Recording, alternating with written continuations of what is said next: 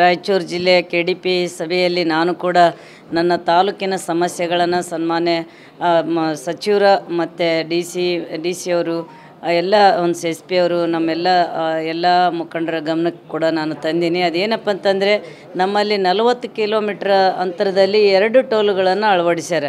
ಇದು ಜನರಿಗೆ ಬೇಡವಾದಂಥದ್ದು. ಯಾಕಂದರೆ ನಮ್ಮಲ್ಲಿ ಹಿಂದುಳಿದ ತಾಲೂಕು, ಯಾವುದೇ ಕಾರಣಕ್ಕೂ ನಮ್ಮಲ್ಲಿ ಯಾವುದೇ ಕಾರ್ಖಾನೆಗಳಿಲ್ಲ, ಕೈಗಾರಿಕೆ ಇಲ್ಲ, ಯಾವುದೂ ದಾಸ್ತಾನು ಆಗ್ತಾ ಇಲ್ಲ, ಬೇರೆ ಕಡೆಯಿಂದ ಯಾವುದೇ ಕನೆಕ್ಟ್ ರೋಡ್ಗಳಿಲ್ಲ, ಹೈವೇ ಇಲ್ಲ.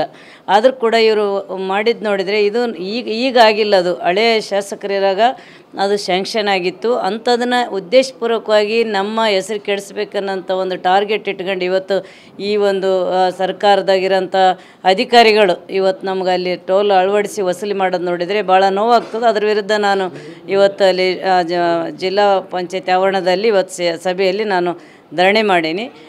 ಮಾನ್ಯ ಸಚಿವರು ಮಾತು ಕೊಟ್ಟರೆ, ಜಿಲ್ಲಾಧಿಕಾರಿಗಳು ಮಾನ್ಯ ಸಚಿವರು ಏನು ಮಾತು ಕೊಟ್ಟರೆ ಅಂತಂದರೆ ತಾತ್ಕಾಲಿಕ ರದ್ದು ಮಾಡ್ತೀವಿ, ಮುಂದಿನ ದಿನಗಳಲ್ಲಿ ಪರಿಶೀಲಿಸ್ತೀವಿ ಅಂತ. ಖಂಡಿತವಾಗ್ಲೂ ಪರಿಶೀಲಿಸಿ ಇದನ್ನು ರದ್ದು ಮಾಡಬೇಕು, ಕಾಯಮಾಗಿ ತೆಗಿಬೇಕನ್ನೋಂಥದ್ದು ನಮ್ಮದು. ಮತ್ತು ನಮ್ಮಲ್ಲಿ ಕೂಡ ಶಾಲಾ ಶಿಕ್ಷಕರ ಕೊರತೆ ಅದ. ಹಂಗಾಗಿ ಅದನ್ನು ಕೂಡ ನೀವು ನೀಗಿಸಬೇಕು ಅನ್ನೋಂಥದ್ದು ಕೂಡ ನಾನು ಇವತ್ತು ಮನವಿ ಅವರಿಗೆ ಕೊಟ್ಟೀನಿ. ಅದಲ್ಲದೆ ಇವತ್ತು 33 ಪಂಚಾಯತಿಯಲ್ಲಿ ಖಾಲಿ 6 ಜನ ನಮ್ಮಲ್ಲಿ PDOs ಅದಾರೆ.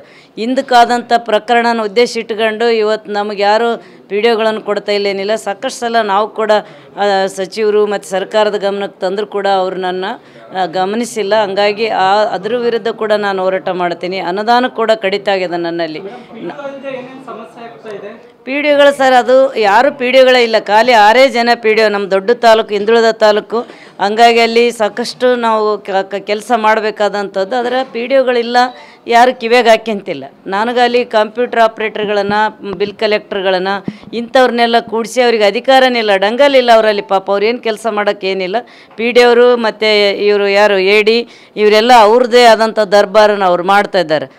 ಈ ಥರ ನೋಡಿದರೆ ಭಾಳ ಬೇಸರ ಆಗ್ತದೆ. ಸಭೆ ಗಮನಕ್ಕೆ ತಂದೀನಿ. ಒಂದು ವೇಳೆ ಸರಿಪಡಿಸಲಿಲ್ಲ ಅಂತಂದರೆ ಇವತ್ತು ನಾನಿಲ್ಲಿ ಮೀಟಿಂಗ್ನಲ್ಲಿ ಯಾವುದೇ ಊಟ ಮಾಡಬಾರ್ದು, ಚಹಾ ಕುಡಿಬಾರ್ದು, ಏನು ಪಲಾರ ಏನು ತೊಗೊಂಡಿಲ್ಲ ನಾನು. ಯಾಕಂದ್ರೆ ಮುಂದಿನ ದಿನಗಳಲ್ಲಿ ನನ್ನ ತಾಲೂಕು ಸಮಸ್ಯೆ ಬಗೆಹರಿದ್ರೆ ಮಾತ್ರ ಮುಂದಿನ ಮೀಟಿಂಗ್ನಲ್ಲಿ ನಾನು ಚಹಾ ನೀರು ಕುಡಿತೀನಿ ಅಂತೇಳಿನಿ. ಹಂಗಾಗಿ ನಾನು ಈ ದೊಡ್ಡ ಪ್ರಮಾಣದ ಹೋರಾಟ ಮಾಡ್ತೀನಿ ಸರ್.